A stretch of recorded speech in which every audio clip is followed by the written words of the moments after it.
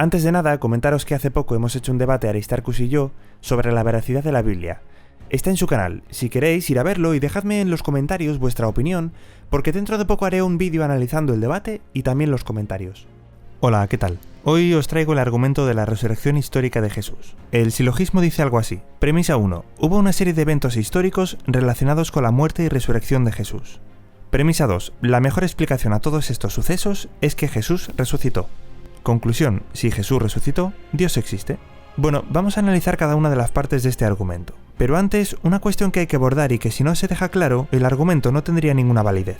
¿Jesús existió realmente? No me refiero a Jesús como hijo de Dios, sino a la persona histórica de Jesús. Es decir, ¿existió una persona en el siglo I llamada Jesús y que inició un movimiento revolucionario? ¿Cómo se sabe que una persona en la antigüedad existió? Pues básicamente por los registros que hay sobre él. Si hay suficiente registro, no es contradictorio y no hay nada para sospechar de él, la persona de la que habla existió realmente, o al menos eso es lo más probable y lo que se acepta históricamente.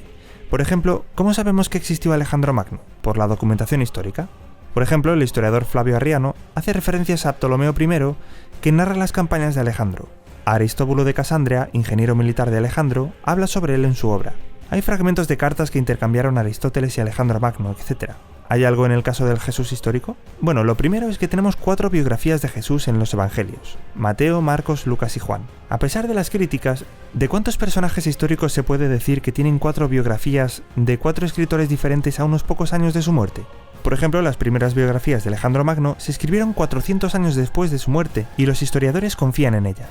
Los Evangelios se escribieron de 11 a 60 años después de la muerte de Jesús. Pero vamos a darle un punto a los escépticos y dejaremos los 4 evangelios a un lado, por si alguien nos quiere tildar de que la única evidencia que hay sobre Jesús está en la Biblia. ¿Hay evidencias de Jesús fuera de la Biblia?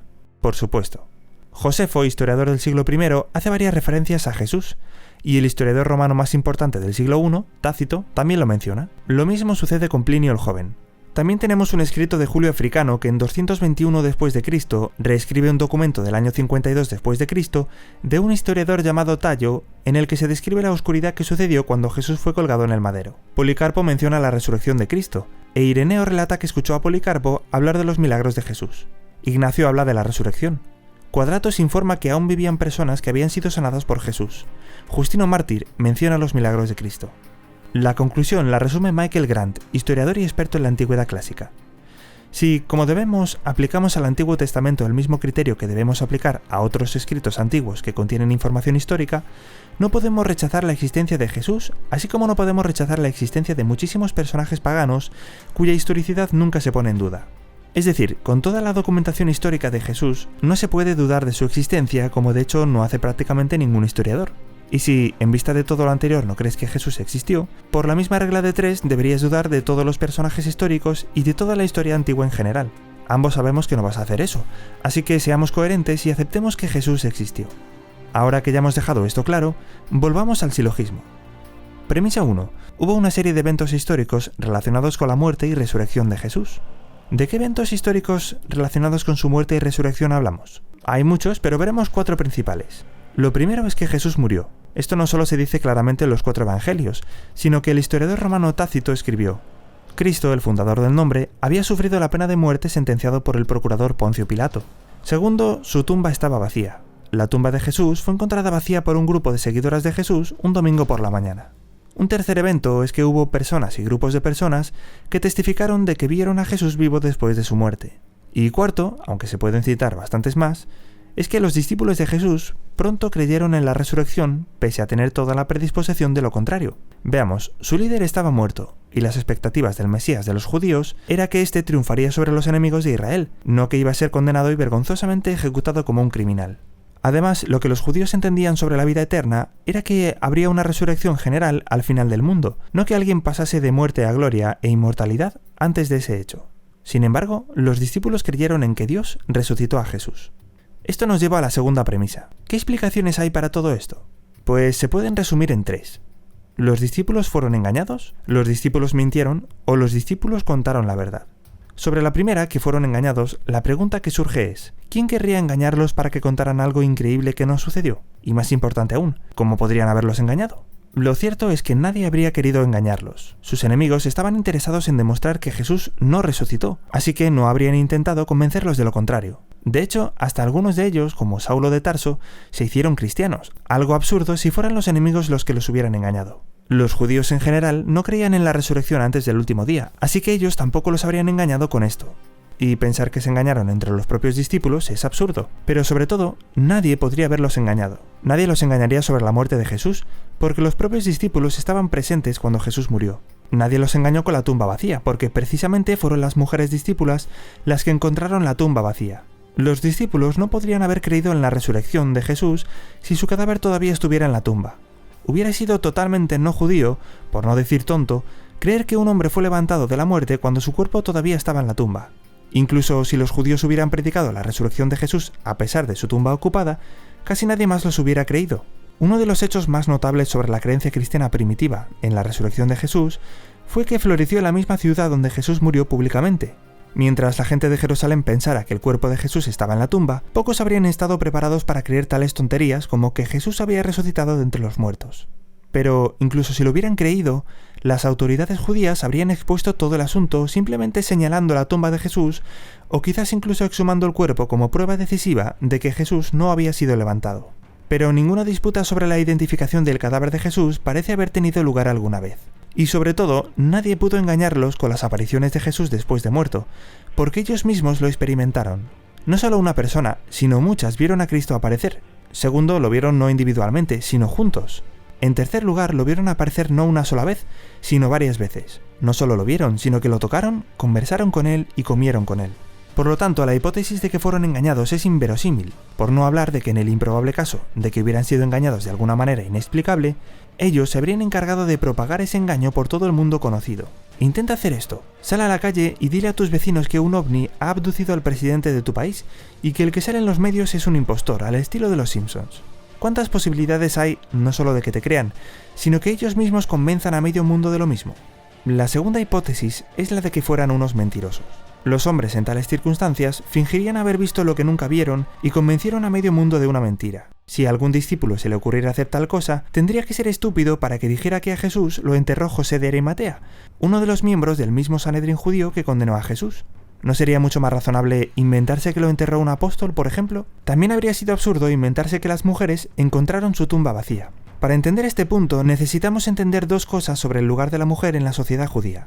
Primero, las mujeres no fueron consideradas como testigos creíbles. Segundo, las mujeres ocuparon un lugar bajo en la escala social judía. En comparación con los hombres, las mujeres eran ciudadanas de segunda clase. Ahora, dado su bajo estatus social y su incapacidad para servir como testigos legales, es bastante sorprendente que sean las mujeres las que descubran y sean testigos principales de la tumba vacía. Si la historia de la tumba hubiera sido una leyenda, entonces es muy probable que los discípulos varones fueran los primeros en descubrir la tumba vacía. Aparte de estos dos detalles, hay muchas otras cosas que no cuadran si fueran unos mentirosos. No tenían absolutamente nada que ganar al predicar esta doctrina.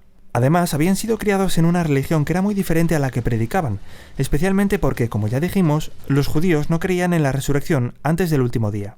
Esto milita en contra de que inventen esta idea, porque tenían toda la predisposición a que nadie les creyera. Por no hablar de que las leyes judías contra el engaño y los falsos testimonios eran muy severas, lo que actuaría como disuasivo del fraude. También tenemos el problema del cuerpo de Jesús.